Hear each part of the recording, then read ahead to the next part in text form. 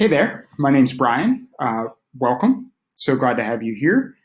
Today I'm going to be exploring three important skills to improve our DBT meditations or the mindfulness we're doing as a part of our DBT practice or meditation practice. I've been exploring this topic of DBT on the channel for a month or so now. However, if this is your first time here, or if you just like a refresher, I'd like to say that DBT is an acronym for Dialectical Behavior Therapy, which is a healing modality that combines strategies like mindfulness, acceptance, and emotional regulation, and brings them to bear on our healing journeys. So in particular today, I'd like to focus on mindfulness skills, and these mindfulness skills are considered the core component of improved emotion regulation in DBT.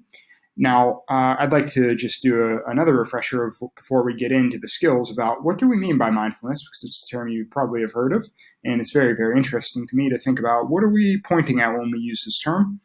And for me, it's simply that the term mindfulness is referring to the practice of bringing my mind to the present moment.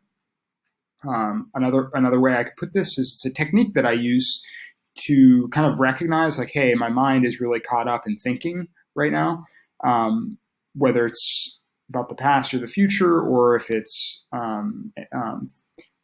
adding judgments about the present moment, about how things are going right now. Kind of recognizing that and just kind of bringing back to my sensation of being in the present. And I already kind of mentioned this, but I think this is one really cool thing about DBT's approach to mindfulness is that it adds that dimension of non-judgmental, the dimension of non-judgmental mindfulness. And so thinking about the present without judgment is a part of DBT meditation. And so, yeah, this is what I think very, very important for us, or for me at least, and for some of the folks I work with, to give some space to just be with what's going on before labeling it and judging it. And this is because if we're able to attend to thoughts, feelings, and behaviors without engaging in judgment, we can sometimes avoid the kind of self-invalidation and excessive self-criticism that can accompany things like pain and emotional discomfort and make it really difficult to express ourselves about how we're feeling. There are many, many reasons that this can happen, why we can feel like it's very important to judge and sometimes even push down our emotional experience. But in this video, I'm going to explore just some skills how we can try something different. And so let's jump right in. The three skills I'm going to explore today in this video are sometimes called the what skills of core mindfulness, which is a label that some people in the DBT community call their system of meditation. So three what skills of core mindfulness are observe, describe, and participate. And before we dive into really exploring those together, I'd like to just read a quote from Marcia Linehan, who is the founder and creator of DBT. And she says, the goal is to develop a lifestyle of participating with awareness. An assumption of DBT is that participation without awareness is characteristic of impulsive and mood-dependent behaviors. Okay, so another thing I'll add before we jump into the skills is we'll use all three parts of the skill until the new behavior of mindfulness is learned. Then we can choose the appropriate parts of each skill to use more selectively. So it's a good idea, I think, to really dig into all three of these and try to utilize them in our life, and then just kind of allow them to be used more intuitively. I think that makes a lot of sense to me. So the first skill I'll talk about is observation. And this is the skill of kind of observing or attending to thoughts, feelings, events, and behaviors without even trying to change them. We're just collecting data about what's going on. We want to know, this is going to help us to know how we respond to certain events in our life, and try to get a more accurate picture.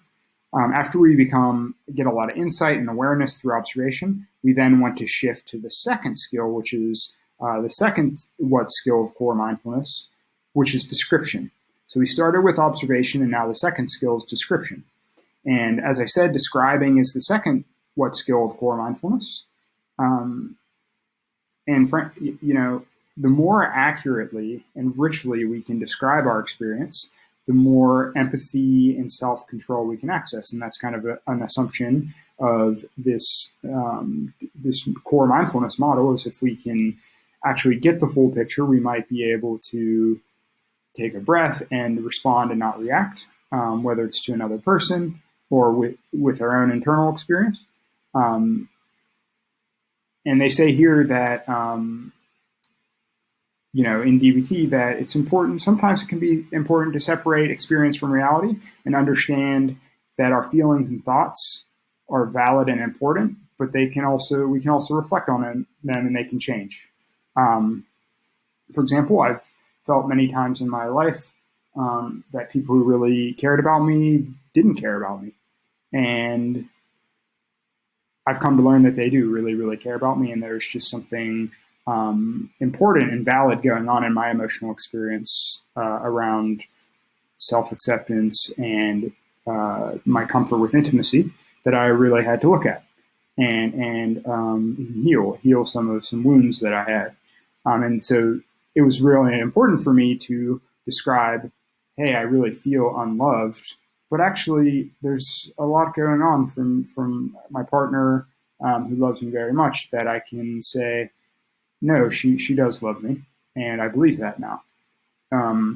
So yeah, being able to describe a very vivid experience and that seems very real, and also staying open to the fact that it can change and shift is one of the things that description can help us with. And the third skill we'll talk about is participation. This is one of my favorite ones. The final what skill of core mindfulness is to participate without self-consciousness. To participate, we are fully present in the moment.